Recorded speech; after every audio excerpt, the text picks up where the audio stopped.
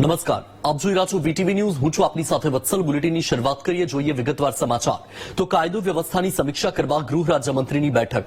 ગૃહ રાજ્યમંત્રી હર્ષ સંઘવીની ઉપસ્થિતિમાં બેઠક શરૂ થઈ છે. બેઠકમાં ડીજીપી વિકાસ સહાય પણ ઉપસ્થિત છે. ગૃહ વિભાગના અધિક સચિવ એમ.કે. દાસ પણ ઉપસ્થિત છે. તો આપણે જણાવી દઈએ કે એક બેઠકનું આયોજન કરવામાં આવ્યું છે, જે બેઠક શરૂ થઈ ગઈ છે. કાયદો વ્યવસ્થાની સમીક્ષા કરવા માટે ગૃહ રાજ્યમંત્રીની આ બેઠક છે. ગૃહ રાજ્યમંત્રી હર્ષ સંઘવીની ઉપસ્થિતિમાં આ બેઠક ચાલી રહી છે અને આ બેઠકમાં ડીજીપી વિકાસ સહાય પણ ઉપસ્થિત છે. ગૃહ વિભાગના અધિક સચિવ એમ.કે. દાસ પણ ઉપસ્થિત છે.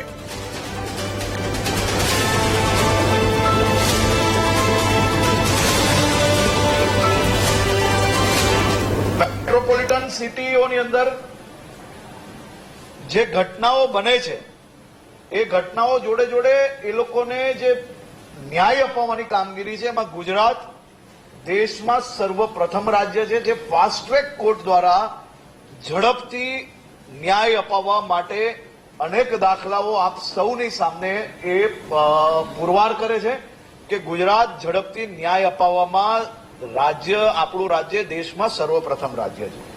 સુરત શહેરના જે કિસ્સાઓ એમને કીધું વધી ગયા છે, તો આઈપીસી કલમના હિસાબે જ આપણે જોઈએ તો 2020ની અંદર 33,824 કેસો દાખલ થયેલા, 2021ની અંદર 32,097 થયેલા અને 2023માં 11,499 કેસો દાખલ થયા છે, જે બીજા વર્ષો કરતા ઓછા છે. પરંતુ આ કેસો બી કઈ રીતે ઘટે તે દિશામાં કામગીરી કરવા માટે સુરત પોલીસ અને ગુજરાત પોલીસ મક્કમતાથી કામગીરી કરશે. કે કલાકોની અંદર બધા ગુનેગારોને પકડવા માટે ટીમ બને, ગુનેગારો પકડાઈ જાય અને ગુનેગારો ભવિષ્યની અંદર આ પ્રકારનો ગુનો ના કરે તે માટે કડકમાં કડક પગલા ભરવામાં, આ પ્રકારના ગુનેગારોને રોકવા માટે પ્રિવેન્શન એક્શનો બી લેવાયેલા છે. આ જ ગુનેગારને 3 વાર પાસા હેઠળ અંદર નાખવામાં આવ્યો છે. પરંતુ આપ સૌ લોકો જાણો છો ક્યાંક ને ક્યાંકથી આ કાયદાની આટીગુટીમાં કોર્ટમાંથી જામીન મેળવવામાં આ લોકોને સફળતા પ્રાપ્ત થઈ, હજી તો પાસામાંથી છૂટીને જ આવ્યા છે. એટલે આ પ્રકારના ગુનેગારો પર કડક પગલા ખાસ કરીને ભરવામાં આવ્યા છે અને હજી બી વધુ કડક પગલા આ પ્રકારના ગુનેગારોની ગુજરાતભરમાં ભરવામાં આવશે. તો વધુ માહિતી સાથે સંવાદદાતા મેહુલ લાઈવ જોડાયા છે. મેહુલ, ગૃહ રાજ્યમંત્રીની ઉપસ્થિતિમાં બેઠકનું આયોજન, બેઠકમાં કયા કયા મુદ્દા કેન્દ્રમાં અને સાથે આ બેઠકને લઈને શું માહિતી છે બીજી?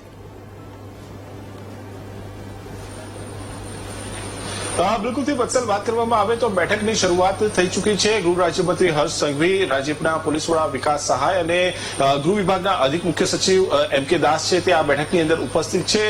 મુખ્યત્વે જે પ્રકારનો ઘટનાક્રમ છેલ્લા 4 દિવસનો રહ્યો છે, આ ઘટનાક્રમમાં અત્યારે પોલીસે જે સૂચના આપી છે, કારણ કે રાજ્ય પોલીસ વડા વિકાસ સહાયે પણ આ પહેલા જે છે એક જે વિડીયો કોન્ફરન્સ કરીને વત્સલ સૂચના આપી છે કે 100 કલાકની અંદર તમામ જે પોલીસ સ્ટેશન વિસ્તારની અંદર આ પ્રકારના જે અસામાજિક તત્વો હોય અથવા જેમની સામે અગાઉ ગુનો નોંધાયેલો હોય અને શરીર સંબંધી ગુનાઓ જે છે જે નોંધાયા હોય તેવા લોકોની એક યાદી તૈયાર કરવામાં આવે અને તેમની સામે કાર્યવાહી કરવામાં આવે. આ જ પ્રકારની કાર્યવાહીમાં અત્યાર સુધી કયા પ્રકારે જે નામો જે છે તે સામે આવ્યા છે, છેલ્લા 2-3 દિવસથી આપણે અલગ અલગ પોલીસ સ્ટેશન વિસ્તારની અંદર જોઈ રહ્યા છીએ કે પાસાની કાર્યવાહી પણ પોલીસ જે છે તે લોકોની સામે કરી રહી છે અને ખાસ આ પ્રકારના અસામાજિક તત્વો છે તેમની સામે કાર્યવાહી કરવામાં આવી રહી છે. તેની વિગતો તેમની સમક્ષ રજૂ કરવામાં આવી છે અને સાથે જ ગૃહમંત્રી તરફથી પણ કેટલાક સૂચનો જે છે તે આપવામાં આવ્યા છે કે જે પોલીસ પેટ્રોલિંગ વધારવામાં આવે, આ પ્રકારના જે વિસ્તારો કે જ્યાં આ પ્રકારની જે ગુનાખોરી સૌથી વધુ થતી હોય છે તો તે પ્રકારમાં પેટ્રોલિંગની સાથે ત્યાં કાયમી જે બંદોબસ્ત છે તે કઈ રીતે રાખી શકાય છે અને જે પોલીસ અધિકારીઓ, કારણ કે ગૃહમંત્રીએ થોડા સમય પહેલા જે મીડિયા સમક્ષ જે વાતચીત કરી છે તેમાં પણ સ્પષ્ટ કહ્યું છે કે જે આવા અધિકારીઓ, કારણ કે વારંવાર જો આ પ્રકારના ગુનાઓ જો એક જ વિસ્તારની અંદર બનતા, જો કોઈ 2 થી 3 વ્યક્તિઓ સક્રિય હોય આ વિસ્તારની અંદર તો જો આ પ્રકારના ગુના કરવા માટે ટેવાયેલા હોય તો અધિકારીઓની સામે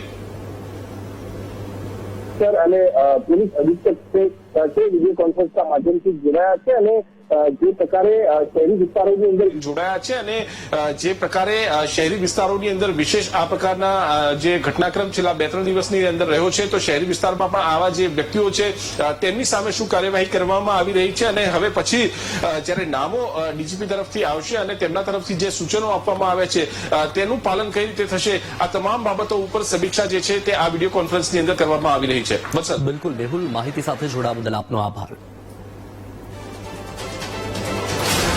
તો આપણે જણાવી દઈએ કે ગૃહ રાજ્યમંત્રીની ઉપસ્થિતિમાં બેઠકનું આયોજન કરવામાં આવ્યું છે. કાયદો વ્યવસ્થાની સમીક્ષા અંગે આ બેઠક શરૂ થઈ ગઈ છે.